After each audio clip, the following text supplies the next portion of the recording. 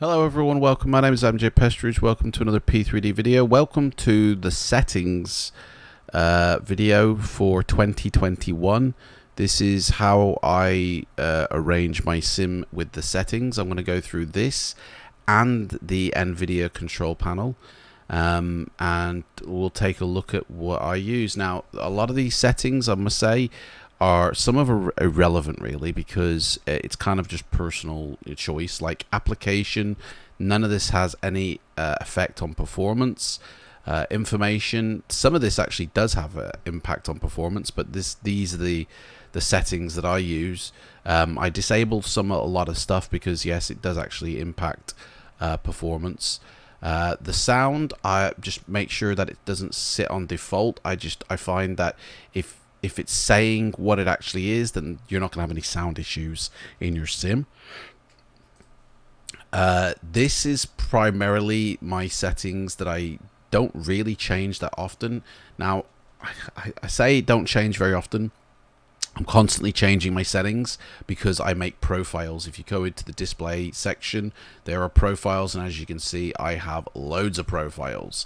And I use the profiles for the type of flying I'm going to do. So, but overall, it's either 50 or 100% or 0. That's it. It doesn't really change on my airline traffic density. I'm not really into seeing, Cessnas flying around or anything like that. So if you fly on VATSIM, none of this is, it's all irrelevant. The airport vehicle density, I've ticked to none, mainly because many third-party developers put their own airport vehicle density stuff in. I don't see any difference with it saying none, or if it's active, you see those vehicles regardless. So I tick this off to none. Road vehicles had a massive update in 5.1, so you're actually able to run this a little bit higher. It's been optimized. I use Black Marble traffic anyway. They recommend 45, but I've tuned it to 39 and I get loads of traffic. Ships and ferries, I use a global ships AI mod, and they recommend a 5% or higher ships and ferries, but that's it, and then it gives you everything you need with that. So these settings pretty much do not change. Realism settings, they're going to be totally up to you.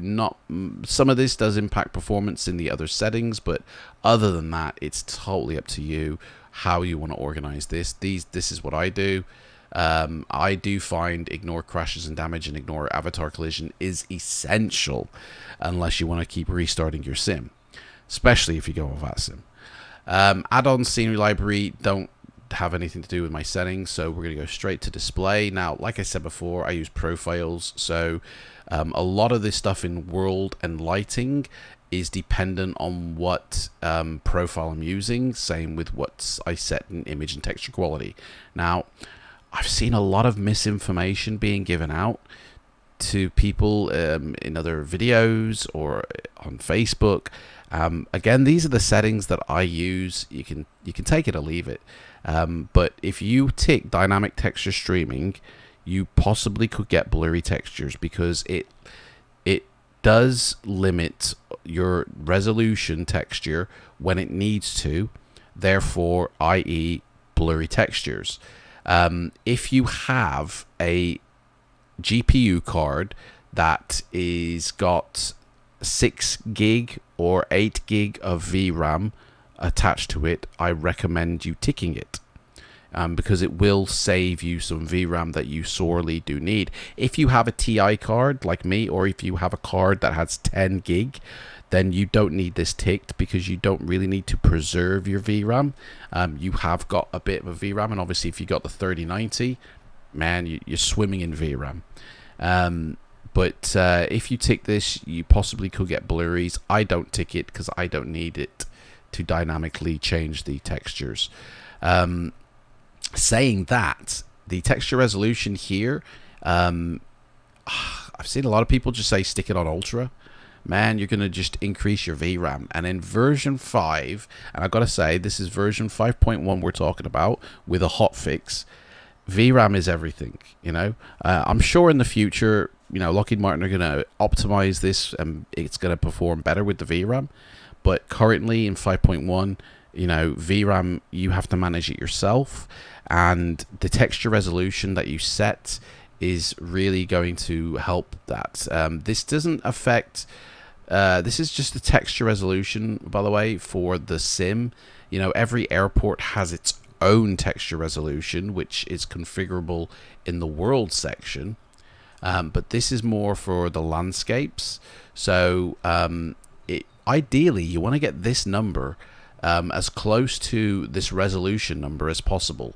The reason you want to do that is because the way a texture will display on a monitor, if your monitor is bigger and the texture is smaller, then there is a difference there, and you get little jaggy lines which need to be smoothed out with AA. So the bigger the difference, the more AA you need to apply. So if you were to choose Ultra on a 1080p monitor, man, you're going to have lots of jaggies because your textures far exceed your display, and well, you're not actually going to see any of this resolution.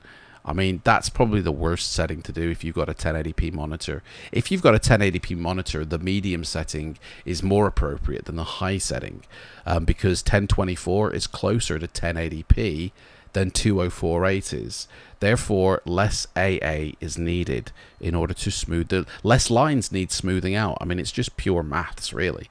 The more lines need smoothing out, the more AA you need. The less lines that need smoothing out, the less AA you need.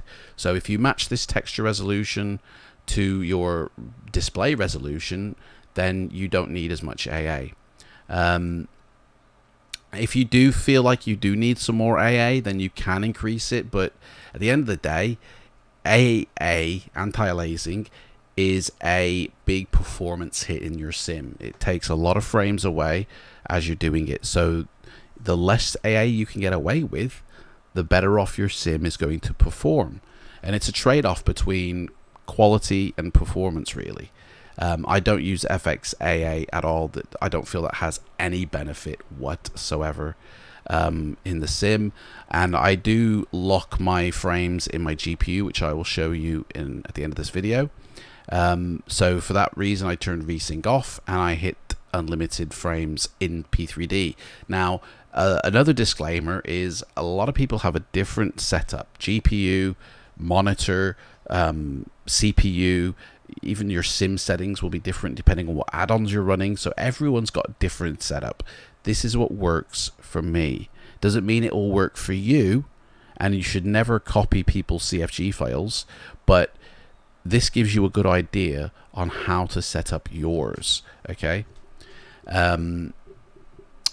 And so if VSync's turned off, triple buffering is also turned off. I don't use variable refresh rate because my monitor is not a G-Sync or a FreeSync monitor. I don't even recommend those monitors for P3D.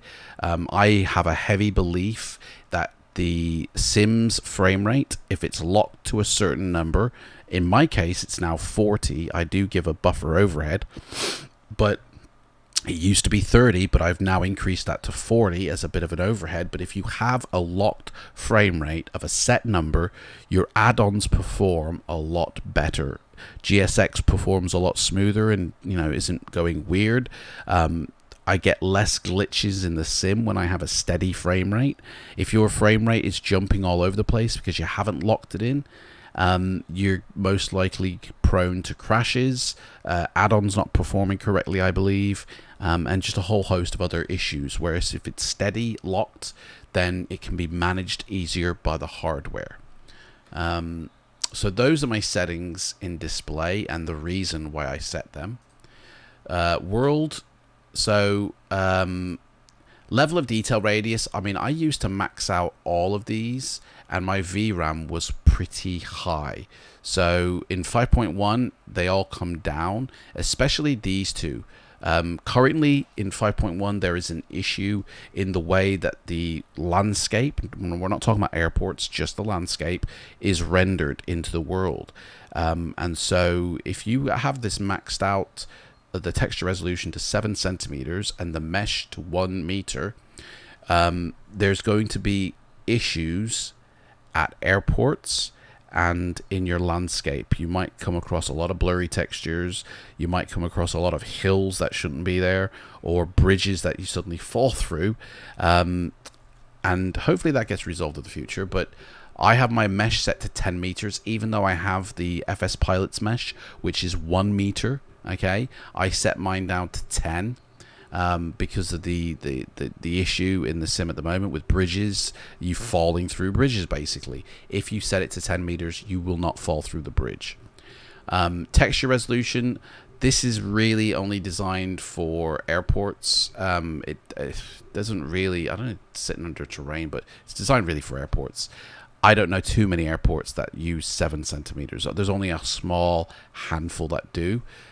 Setting it to 30, I still get great visuals everywhere. Everything's like pin sharp, not blurry, even at 30 centimeters, but it saves a whole load of performance. Obviously, you want to use high resolution terrain textures to unlock or access those resolution textures. Now, scenery objects here. Tessellation factor, by the way. The difference between high and ultra, I find, on my system is negligible in terms of visuals, but the performance save is greater. So that's why I set it to high. And I don't max out my level of detail radius, because at the end of the day, when you look far off into the distance, you don't actually see that much high level of detail. It is slightly blurry, slightly obscured.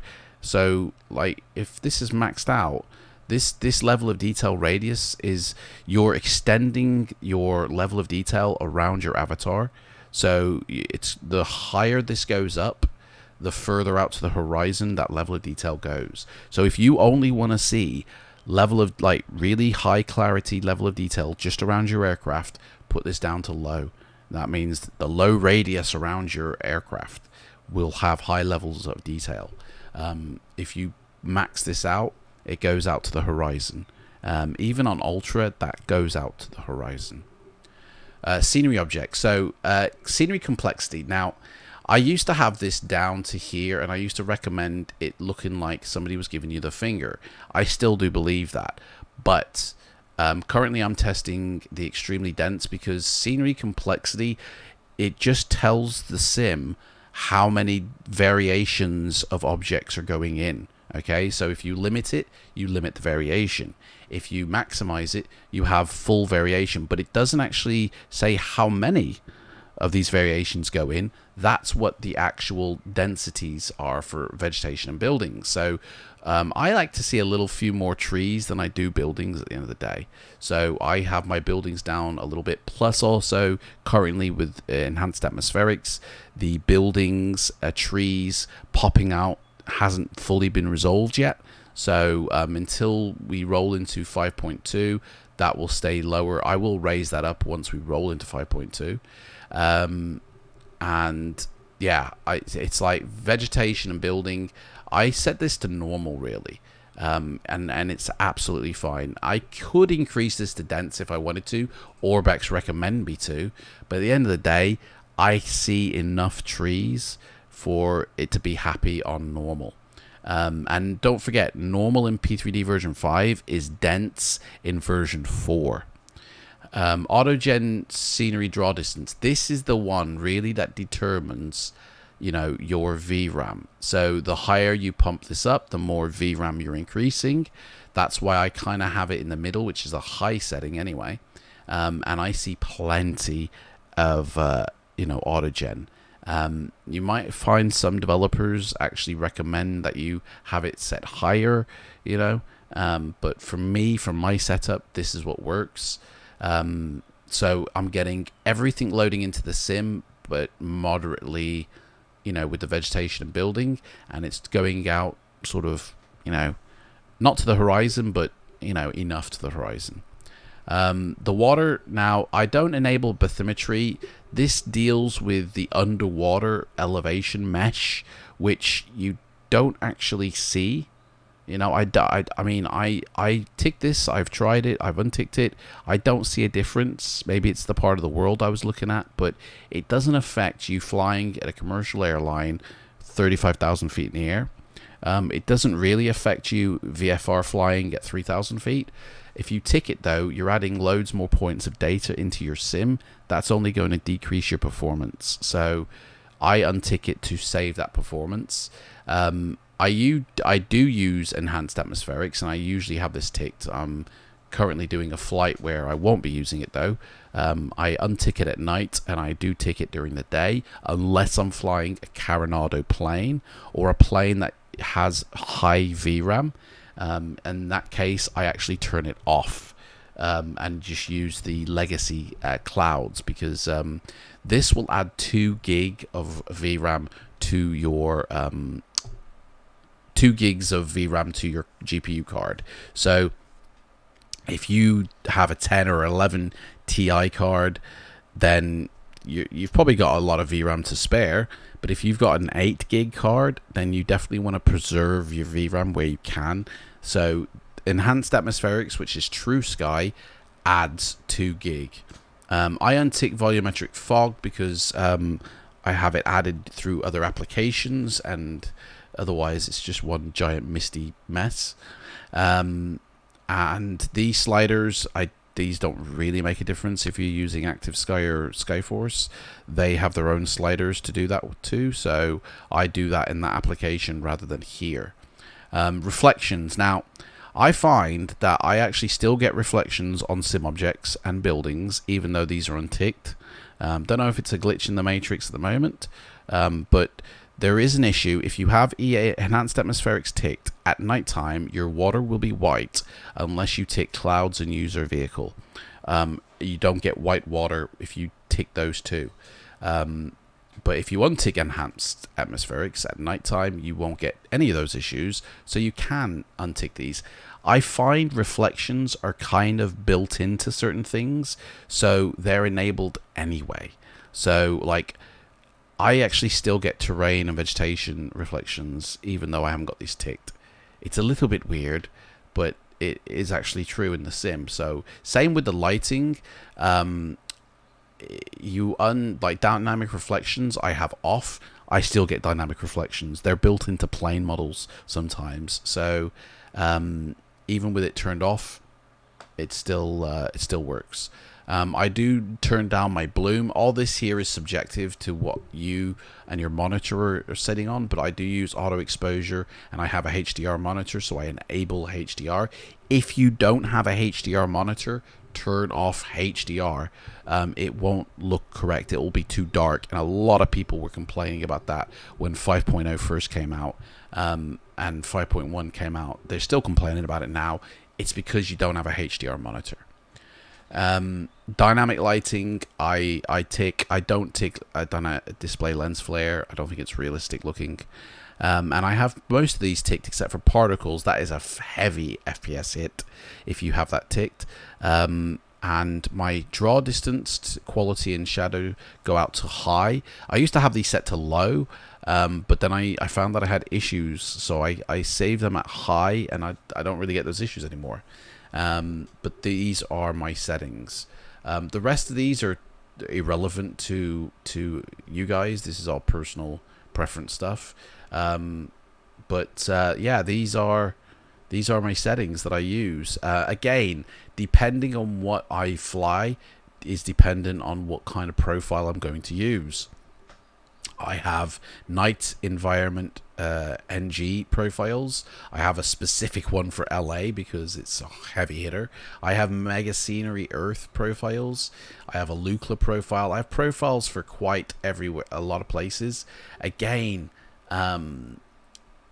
create profiles to help streamline your sim to get the best visuals out of it with the best performance. If your sim is not performing the way you want, it's because you haven't managed the settings to your graphics card. Any frame rate is achievable in P3D. Let me just say that, okay? It's the way you manage your sim. Right, so let's head over to the Nvidia control panel now and check out the the settings that I use. Now, again, these settings are specific to my PC. This gives you an idea. It's not a copy of this, because it won't work on your setup unless you have an identical system to me. So I do find if you tick this and set this to performance and then retick that, it does do different things that aren't configurable when you click take me there into the manage 3D settings bit. So set your card to performance rather than quality. If you set it to quality, I find that there's more DXGI errors. If you set it to performance, I find that there's less. Global settings, I really beg you to click restore on that and do not touch it at all. This is for when you're using your PC, when you're not running any of these programs here. This is what's going to happen. So when you're playing music, when you're playing films, when you're doing gaming, unless you've set the specific settings in program settings, I recommend using the default settings. Okay, go to program settings. These are now specific to the application. So if we scroll here, if P3D is not listed here, click the add, okay, and it might appear in this list. If it doesn't appear here, click the browse and then go search for the exe, which will be wherever you've installed your Lockheed Martin P3D thing. There, click on 5 and then scroll down to the exe and then click on that, and then it will open up into here, and then you can select add selected program. I've already done that, so I won't. There we go. Make sure it's selected, and now everything I tune here is just going to relate to P3D. So starting at the bottom, I use a adaptive half refresh rate. I have my display, if we go to change resolution, is set to 60 Hertz. I used to set this to 30 Hertz, but then with games I found it too laggy. Games and flight sim I find are two very different beasts, and you don't need a as high frame rate in a flight sim, especially if you're in a commercial plane, than you do in a game where the camera is really moving fast and the world is being rendered really fast. Then a high frame rate is needed in those situations, but in flight sim, not so much. So I set my refresh rate now to 60. I find that actually my monitor performs a lot better at 60 rather than it did, even though it is supported at 30. I set it to 60, and then I just maintain my sim with the adaptive half refresh rate. Now, if you don't have this, it's most likely because you have a G-Sync monitor, and I do believe you have to tick another box up here in order to activate the half refresh rate. I find locking my frame rate down to, I do it to 40 now. I used to do it to 30. But now I do it to 40 just to give that overhead, and it doesn't go below 30 now. So it used to, when I used to select 33 on this, and it used to it didn't really lock the frame rate that well. But now I set it to 40 and I have an overhead, and it does lock the frame rate, and I do get 30 frames now. So VSync, definitely adaptive half refresh rate, turns that 60 into 30, or in my case into 40. And in that case, I think triple buffering, those two work, in combination well with each other. Trilinear optimization, that used to be turned off. I don't know why that's turned on. I'll leave that on. Quality. Now, if you set your texture filtering quality to high, it actually disables all the filtering that it will do to textures, and actually gives you better visuals in the sim. If you set it to quality, your GPU is actually working harder to give you these visuals, and so it's actually doing more, which can increase your VRAM. If you set it to high quality, you will lower your VRAM and preserve that VRAM in your sim. It's kind of, you might be thinking, well, hang on, high quality surely makes the textures look more higher quality. No, it just disables all the texture filtering. It even says it below down in here, by the way, if you need to know. It says it down there.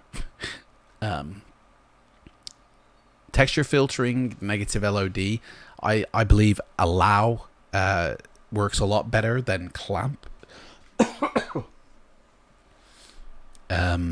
So I select that. I turn off anisotropic sample optimizations.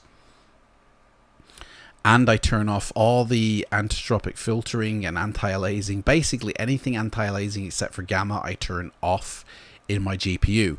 The reason I do this is because P3D is a legacy software. It's basically still FSX. It has been slightly changed, but it's basically still FSX, which is a legacy software from years ago. My graphics card is more recent than that, and the driver, the way that it works, is even more recent. The way anti-aliasing is done, you know, today standards might not be the same as it was done, you know, 10, 15 years ago. So if you're running a legacy product, I always find it's better to let the legacy product do the anti-aliasing. And then if you're running a current game or a current product, let the card do the anti-aliasing, and it works a lot better. So I turn off all my anti-aliasing for P3D and let P3D sort its own out, because, you know, the way the card might do it might be slightly different to the way the P3D would do it. So just let P3D sort out your anti-aliasing, and you'll get better performance in your sim. You get less DXGI errors if you set your anti-aliasing turned off in your GPU. And again, these are just the tests that I've done. Low latency is turned off, and yeah, image sharpening, I actually find that it actually turn this on and your textures are sharper, you know, your landscapes look better, and your cockpit looks sharper. So I actually turn that on, and that's it really. These are all my settings. Click apply on that, and everything else really. One thing, digital audio. If you're using headphones, turn off all your digital audio. Just have the picture quality running through the cable. I do find that having the audio go to the monitor, if you only ever use headphones, is a waste, really. So I just turn it off. If that actually saves any performance for the sim, I don't know. But surely less information being sent means it's, you know, better optimized for the information that is being sent. All these other ones are kind of personal preference, so there's no real point going through these. But desktop color adjustments, is it this one? No, it's not. Change resolution, it's this one. Make sure that you have the correct one set here. Nvidia color settings, full dynamic range, and then the highest color output that you can. There used to be a 12 here, but I guess they disabled that for whatever reason. And same with, there is another one here. Color settings. Yeah, make sure you come and click Nvidia Advanced full on the dynamic range if you have a HDR monitor. If you don't have a HDR monitor, select limited. You don't need the full dynamic range if you can't display it. That's about it really. I can't think of anything else here. I also make sure both your monitors are kind of singing the same tune in terms of the refresh rate. That way, if you have multiple monitors and they all have different refresh rates, your GPU is sweating its nuts off trying to accommodate. And I configure my physics for my Nvidia control panel on the CPU rather than the GPU. That helps to alleviate the GPU and what it has to do. So my GPU is all for the rendering for P3D and nothing else. And that's it, guys. That's all my settings for 2021 in P3D. If you've got any questions, hit me up down below. Thank you very much, and I'll see you next time.